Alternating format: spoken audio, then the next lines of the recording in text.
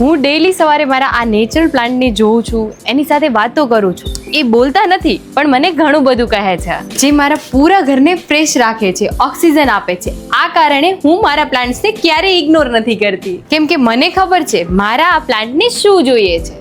પુષ્કરા care.